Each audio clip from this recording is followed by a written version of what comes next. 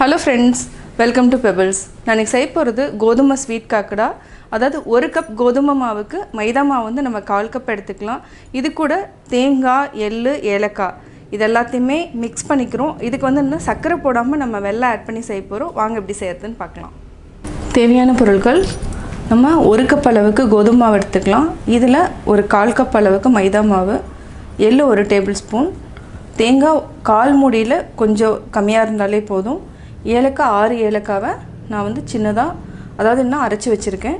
200 grams அளவுக்கு அதாவது கோதுமை மாவு மைதா மாவு இருக்குது. இதுக்கு வந்து நம்ம 100 கிராம் அளவுக்கே வந்து வெல்லம் இருந்தாலே போதும். இதை வந்து லைட்டாக நம்ம தண்ணி ஊற்றிட்டு காய்ச்சி வடித்து வச்சுக்கலாம். இப்போ எப்படி செய்கிறதுன்னு பார்க்கலாம். அதாவது என்னென்னா தேங்காய் வந்து நம்ம லைட்டாக மிக்சியில் அரைச்சிட்டோன்னா திப்பியாக இருக்காது. இதையும் நம்ம மிக்சியில் அரைச்சி வச்சுக்கலாம். ஃபஸ்ட்டு நம்ம வெல்லத்தை வந்து நான் 1 டேபிள் ஸ்பூன் அளவுக்கு தண்ணி விட்டுருக்கேன். நல்லா கரைச்சிக்கலாம்.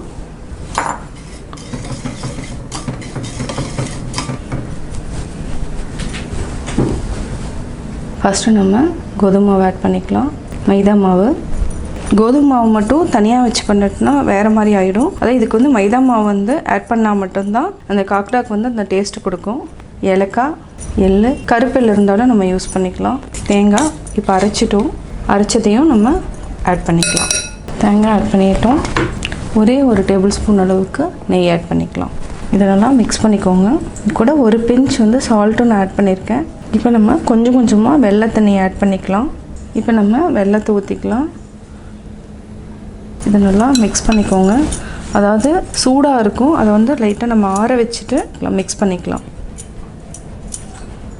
தண்ணி வந்து தேவையான நம்ம ஆட் பண்ணிக்கலாம். வெல்லம் ஊற்றிருக்கிறதுனால இதுலேயே கொஞ்சம் லைட்டாக தண்ணியும் இருக்கும். இன்னுமா ஒரு 2 டேபிள் ஸ்பூன் அளவுக்கு தண்ணி விட்டுக்கலாம். அதாவது தேங்காயில் இருக்கிற அந்த தண்ணியே போதும்.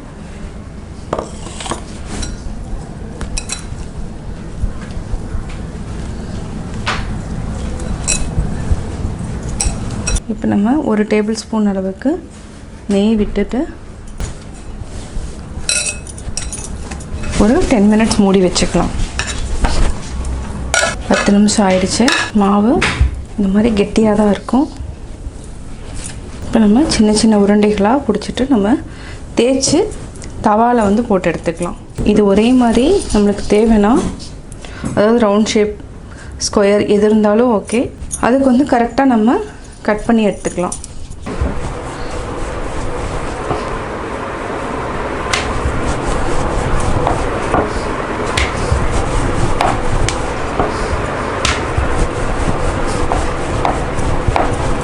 நம்ம சின்ன உருண்டைகளாகவும் தேய்ச்சிக்கலாம், இல்லைனா பெருசாக நம்ம தேய்ச்சிட்டு இந்த மாதிரி மூடி எடுத்துக்கோங்க.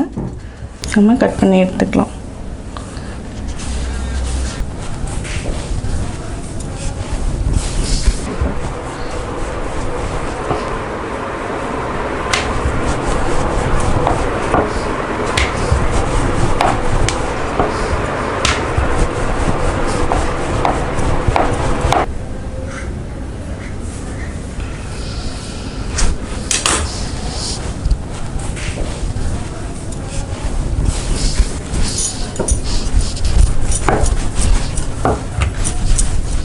வந்து நல்லா தின்னாக தேய்க்கணும். அப்போ தான் வந்து ரொம்ப நாள் வரைக்குமே வச்சு சாப்பிட்லாம். இப்போது இந்த மூடி சைஸுக்கு வந்திருக்கு.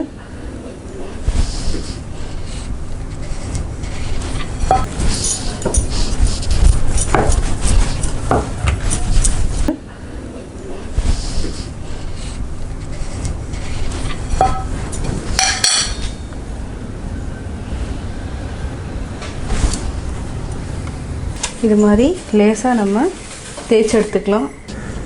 சின்னதாகவும் நம்ம தேய்ச்சிக்கலாம்.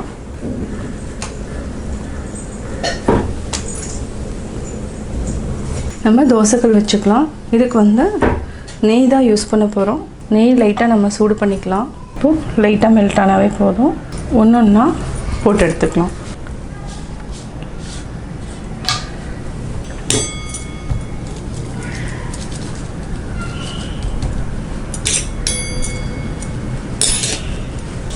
இது துணி இருந்தாலும் துணியிலேயே நம்ம ஓரத்தில் வந்து அதாவது நெய் ஊற்றுறதுக்கு முன்னாடியே லைட்டாக வந்து அதாவது சுற்றி விட்டுறணும். நல்லா வெந்துடும். நம்ம சிம்மில் வச்சு தான் இது பண்ணணும், ஹை ஃப்ளேமில் வைக்க வேண்டாம். அப்படியே 3 நம்ம போட்டு எடுத்துக்கலாம்.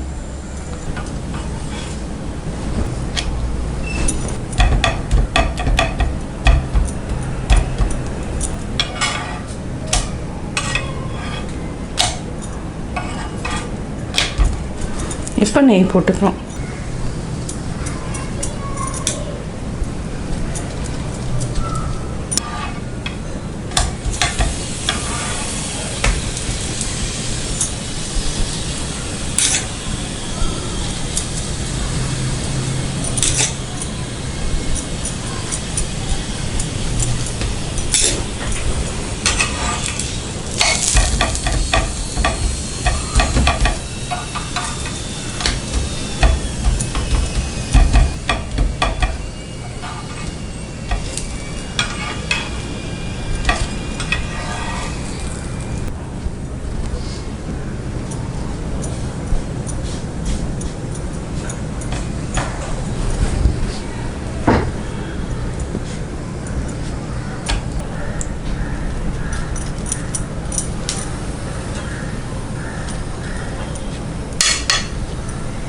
இப்போ திருப்பி போட்டுக்கலாம்.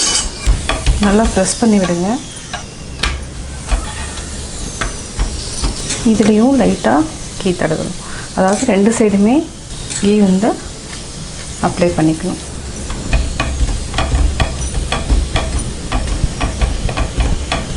ஓரத்தில் வந்து வேகாது, அதனால் லைட்டாக ப்ரெஸ் பண்ணி விட்டிங்கன்னா நல்லா வெந்துடும்.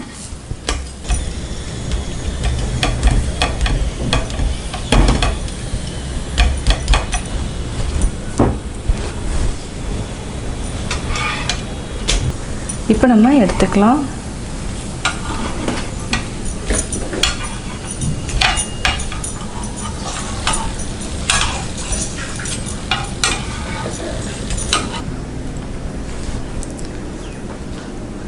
கோதுமை ஸ்வீட் காக்கடா ரெடி.